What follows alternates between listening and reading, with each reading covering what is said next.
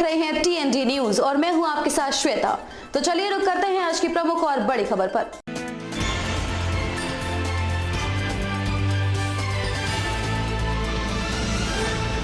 देश भर में शनिवार सुबह 11:45 पर कई मोबाइल फोन पर एक साथ सायरन की आवाज सुनाई देने लगी। स्क्रीन पर हिंदी अंग्रेजी में एक मैसेज था। सायरन बंद हुआ तो मोबाइल पर मैसेज पढ़कर भी सुनाया गया। इससे कई लोग परेशान हुए तो कई कंफ्यूज। हालांकि सरकार ने कहा कि घबराने की जरूरत नहीं है। ये मैसेज राष्ट्रीय आपदा प्रबंधन प्राधिकरण यानी NDMA ने भेजा था, जो इमरजेंसी मोबाइल अलर्ट ट्रायल का हिस्सा है। NDMA ने इमरजेंसी में लोगों तक सूचना पहुंचाने के लिए 2 मई को इस सेल ब्रॉडकास्ट अलर्ट सिस्टम का परीक्षण किया। अमेरिकी राष्ट्रपति ट्रंप ने कहा कि वे ईरान को किसी भी हालत में परमाणु हथियार हासिल नहीं करने देंगे, क्योंकि ये पूरी दुनिया की सुरक्षा के लिए एक बड़ा खतरा है। इसी वजह से अमेरिका को ईरान के खिलाफ जंग में उतरना पड़ा। उन्होंने दावा किया है कि अमेरिका ने मिडिल ईस्ट को एक परमाणु खतरे से बचा लिया है। ट्रंप ने यह भी कहा है कि उन्होंने जंग रोकने के लिए ईरान का ऑफर फिर से ठुकरा दिया। इससे पहले ईरान 26 और 27 अप्रैल को भी अपना प्रस्ताव भेज चुका है, जिसे वे ठुकरा चुके हैं। पश्चिम बंगाल में डायमंड हार्बर के 4 और मगरहाट पश्चिम के 11 बूथों पर शनिवार सुबह 7 बजे से दोबारा मतदान जारी है। डायमंड हार्बर के फाल्ता में स्थानीय लोगों ने TMC के लोगों पर हमले का आरोप लगाया। लोगों ने कहा कि वोट डालने के बाद हम पर TMC के लोगों ने हमला किया, हमारे साथ मारपीट की गई। जब हम इस घटना को शांति से विरोध कर रहे थे तो पुलिस ने हम पर भी लाठीचार्ज किया। कई लोगों को पैर में, सिर में और हाथ में भी चोटें आई हैं। लोगों ने विशेष समुदाय पर हमले का भी आरोप लगाया।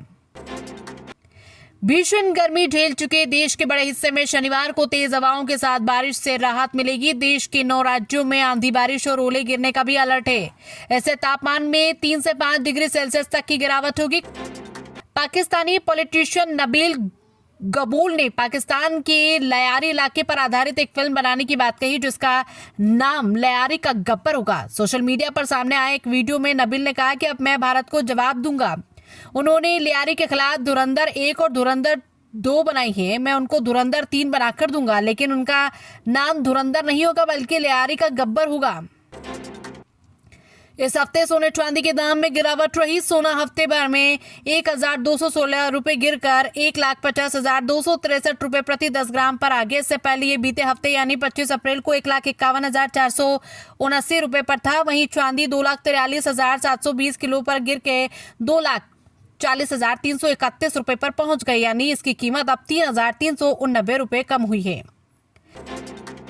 बरगी डैम में लापता 4 लोगों की तलाश के लिए शनिवार सुबह करीब 7 बजे से सर्चिंग फिर शुरू की गई। सेना के साथ NDRF, SDRF बोट से सर्चिंग कर रही है। तेज हवा और डैम में उठ रही लहरों के कारण रेस्क्यू में समस्या आ रही है।